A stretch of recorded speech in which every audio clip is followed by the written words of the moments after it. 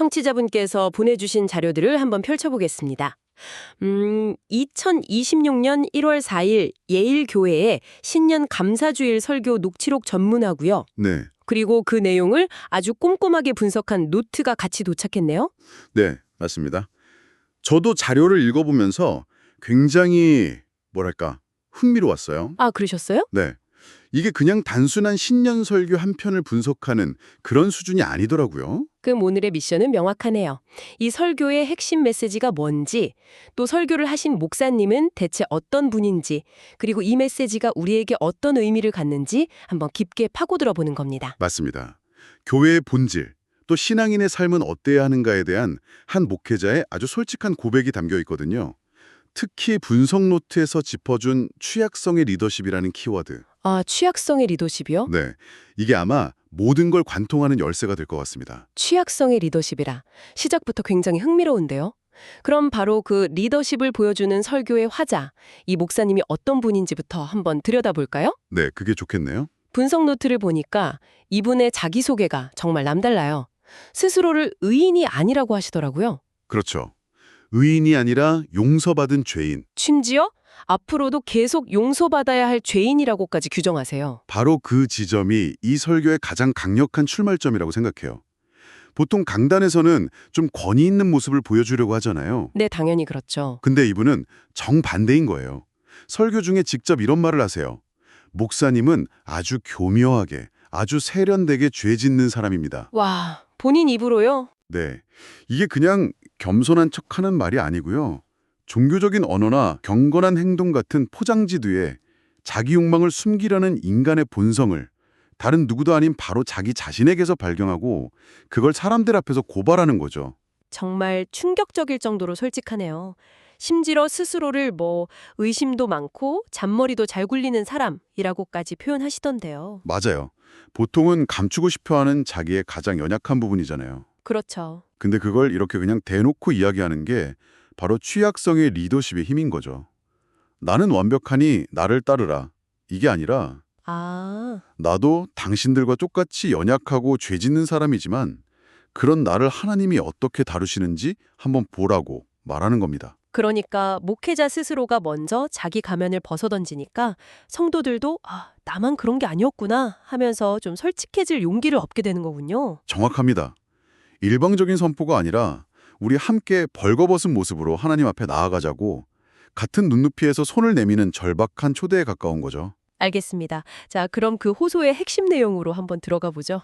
네, 설교의 전체 주제가 생명을 살리고 사명을 달리다인데 이걸 설명하기 위해 가장 먼저 생존과 부흥이라는 두 단어를 아주 강렬하게 대비시키더라고요. 네, 맞아요. 많은 교회가 그저 버티고 살아남는 것, 즉 생존에 너무 매몰되어 있다. 이 지적이 아주 날카롭게 느껴졌어요. 여기서 이제 목사님이 정의하는 부흥의 개념을 명확히 짚고 넘어갈 필요가 있어요.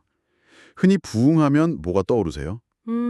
아무래도 교인 수가 늘고 헌금이 늘고 건물이 커지고 이런 외적인 성장. 대부분 그렇죠. 그런데 이 설교에서는 그건 부흥의 본질이 아니라고 아주 단호하게 선을 긋습니다. 부흥은 말 그대로 다시 살아나는 것, 즉 리바이브. 다시 살아나는 것. 네, 성령의 능력으로 죽어있던 영혼에 다시 생명력이 넘치게 되는 현상 그 자체라는 거예요. 아, 그러니까 이미 교회를 다니고 있어도 그 안에 생명력이 좀 희미해졌다면 그 불꽃이 다시 뜨겁게 타오르는 것. 그게 진짜 부흥이라는 거군요. 바로 그겁니다. 사실 이 지점에 굉장히 현실적으로 와닿았어요. 신앙생활이 어느 순간부터 그냥 의무감이나 습관처럼 느껴질 때가 있잖아요. 아, 있죠. 그럼요. 그저 현상 유지만 하는 생존 모드에 머무는 거죠. 그렇죠. 그리고 설교는 그 생존 모드에서 부흥 모드로 어떻게 전환하는지 그 방법을 아주 명확하게 제시합니다. 바로 초점의 전환이에요. 초점의 전환이요. 네. 녹취록을 보면 왜 리바이벌이 일어나지 않을까요? 그것은 여러분이 하나님께 집중하지 못하고 자신의 감정, 환경, 그리고 자신에게 집중하기 때문입니다. 이렇게 말하거든요. 아, 내 문제, 내 기분, 내 상황에만 골몰하니까 불안과 분노, 무기력에 빠진다는 아주 근본적인 진단이네요. 맞습니다. 결국 내 안에서 답을 찾으려고 발버둥 칠수록 더 깊은 수렁에 빠지는 거고 시선을 나에게서 하나님께로 옮길 때 비로소 길이 열린다는 거죠. 신앙의 모든 문제가 결국 이 초점의 문제로 귀결된다는 말씀이시군요. 네. 그리고 이 초점의 전환이라는 원리는 설교의 다음 주제로 넘어가면서 훨씬 더 파격적인 메시지로 발전합니다. 아, 그 얘기 하시려는군요. 저도 이 부분 읽으면서 정말 깜짝 놀랐습니다. 어떤 부분이죠? 바로 전도와 임건을 구분하는 지점이요. 목사님이 이렇게 선포해요. 사람들을 우리 교회로 데려오지 마시고 전도하십시오.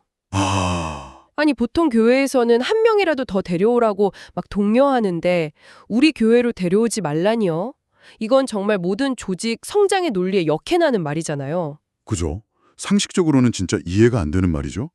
하지만 이게 바로 교회의 존재 목적이 무엇인가에 대한 아주 근본적인 질문을 던지는 겁니다. 교회의 존재 목적이요. 네. 교회의 목표가 우리 교회라는 이 조직의 성장이냐? 아니면 지역이나 소속에 상관없이 하나님 나라 자체가 확장되는 것이냐? 아, 이 목사님은 철저하게 후자를 선택한 거예요. 내 머리를 써서 인맥을 동원해서 사람을 데려오는 건 그냥 인도일 뿐이고 진짜 전도는 한 영혼이 어디에 있든 복음을 듣고 생명을 얻어서 가까운 좋은 교회에 뿌리내도록 돕는 거다. 이런 관점이죠. 와, 그건 정말 대단한 자신감 없이는 할 수 없는 말이네요. 실제로 설교 중에 다른 교회에 가라고 권했던 일화들을 아무렇지 않게 이야기하는 부분이 정말 인상적이었어요. 맞아요.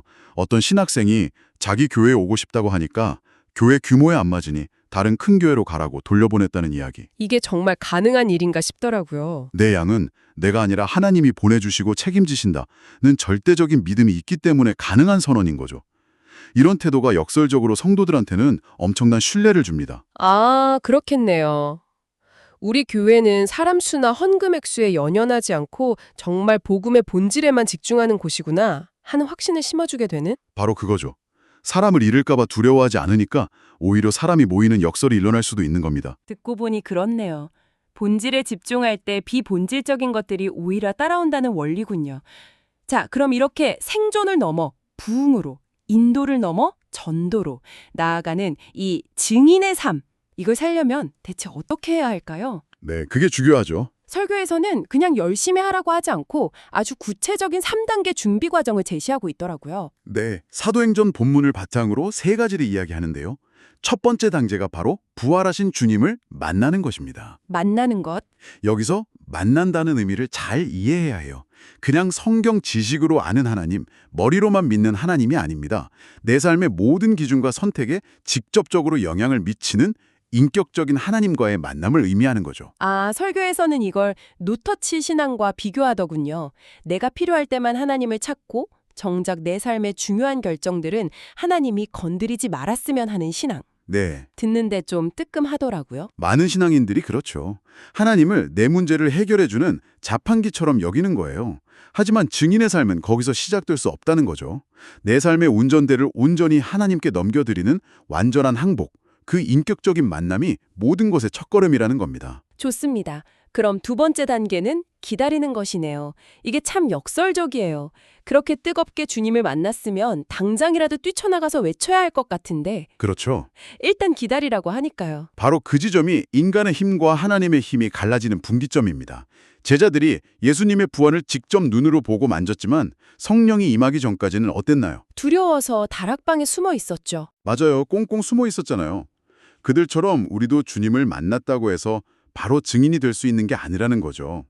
내 힘, 내 지혜, 내 열심으로 하려는 마음을 다 내려놓고 성령께서 나를 완전히 장악하실 때까지 기다리는 영적 항복의 시간이 반드시 필요하다는 겁니다.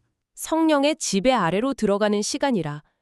설교에서는 성령 세례를 성령의 영향력에 완전히 잠기는 것이라고 표현하던데 아주 적절한 비유 같아요. 네, 그렇죠. 내가 주체가 아니라 성령께서 주체가 되실 때까지 기다리는 훈련. 이게 현대인들한테는 가장 힘든 부분일 수도 있겠어요. 맞습니다. 뭐라도 해야 직성이 풀리니까요. 그렇죠. 하지만 설교는 그 조급함이 오히려 하나님의 일을 가로막는다고 경고합니다. 그리고 마지막 세 번째 단계가 바로 다시 배우는 것입니다. 이것도 참 겸손을 요구하는 단계네요. 제자들이 3년이나 예수님과 함께 먹고 자고 했는데도 십자가 직전까지 하나님 나라를 오해했던 것처럼 네, 로마 제국으로부터의 정치적 해방으로 오해했죠. 우리 역시 신앙생활을 오래 했어도 여전히 복음을 오해하고 있을 수 있다는 지적이잖아요. 이게 정말 무서운 부분이에요. 우리는 스스로 안다고 생각하지만 사실은 내 욕망과 편견으로 복음을 왜곡해서 믿고 있는 경우가 너무나 많다는 거거든요. 예를 들면 어떤 게 있을까요? 예를 들어 복음을 내 가정, 내 교회의 번영을 위한 도구로만 생각하는 기복신앙이라든지 특정 정치적 이념과 복음을 동일시하는 오류 같은 것들이죠. 그래서 설교자는 지겹게 들은 말일수록 다시 기억해야 한다고 강조합니다. 아, 진리는 단순하기에 우리가 그 말씀 앞에 완전히 항복할 때까지 계속해서 반복해서 듣고 배워야 한다는 겁니다. 자, 그럼 이 모든 준비 과정, 즉 만나고 기다리고 다시 배우는 이 과정이 향하는 최종 목표는 무엇일까요? 설교의 절정은 이 시대 최고의 우상, 바로 자기 자신을 파괴해야 한다는 메시지에서 터져나오더라고요. 맞습니다. 여기서 말씀의 검이라는 아주 강력하고 어떻게 보면 좀 무서운 이미지를 가져오시더라고요. 네, 히브리서 4장 12절 말씀을 인용한 부분인데 그 비유가 정말 탁월합니다. 하나님의 말씀은 살아있고 활력이 있어 좌우의 날선 어떤 검보다도 예리하여. 콘과 영과 윗, 관절과 골수를 찔러 쪼개기까지 하며. 네, 이 구절을 구약의 제사 양식과 연결해서 설명하는 방식이 아주 생생해요. 제물을 하나님께 드리기 전에 제사장이 칼로 각을 뜨고 쪼개서 그 속이 병들지 않았는지 확인하는 장면을 떠올리게 하더라고요. 바로 그겁니다. 하나님의 말씀이라는 그 날선 검이 우리 영혼을 그렇게 찔러 쪼갠다는 거예요. 아, 그래서 종교적인 언어, 경건한 척하는 행동, 그럴듯한 명분 뒤에 교묘하게 숨겨온 우리의 진짜 동기, 이기심, 위선을 남김없이 드러낸다는 거죠. 마치 외과 의사의 메스처럼 우리 영혼의 가장 깊은 곳에 있는 암덩어리를 도려내는 수술과 같은 겁니다. 분석 노트에 나오는 트라킬리조라는 헬라어 원어의 의미가 그 이미지를 더 선명하게 만들었어요. 목을 젖혀 치부를 드러내다. 네, 맞아요. 전쟁에서 항복한 포로의 목에 칼을 겨누고 턱을 들어올리는 장면처럼 말씀 앞에서 우리의 모든 방어 기제가 해제되고 가장 부끄러운 부분까지 전부 드러나게 한다는 뜻이죠. 이건 정말 피하고 싶은 순간일 것 같은데요. 그렇죠. 고통스럽고 부끄러운 순간입니다. 하지만 설교는 그 과정을 거치지 않고는 진짜 생명을 얻을 수 없다고 말합니다. 아, 그렇게 우리가 말씀의 검 앞에 정직하게 쪼개지고 갈라질 때 비로소 내 힘으로 세우려 했던 내 나라라는 우상이 무너지고 그 폐허 위에서 진짜 하나님 나라를 경험할 수 있다는 결론에 이르는 거죠. 말씀이 우리를 죽이는 것 같지만 사실은 우리를 다시 살리기 위한 리바이벌의 과정이라는 거군요. 정확합니다. 그리고 목사님 스스로가 자신을 숨기는 데 가장 능숙한 사람이라고 고백하면서 이 무서운 말씀의 검 앞에 다 함께 서자고 촉구하는 장면이. 그게 이 설교의 백미였던 것 같아요. 네, 맞습니다. 그 고백이 있었기에 이 날카로운 메시지가 정죄가 아닌 사랑의 초대로 들릴 수 있었던 거죠. 자, 그럼 이 모든 내용이 지금 이 방송을 듣고 계신 청취자분께는 어떤 의미를 가질까요? 이 설교는 결국 우리 각자에게 아주 근본적인 질문들을 던지고 있는 것 같아요. 어떤 질문들일까요? 당신의 신앙은 진짜 생명력 있는 부흥인가? 아니면 그저 버티는 생존인가? 당신은 교회의 성장을 위한 인도에 힘쓰는가?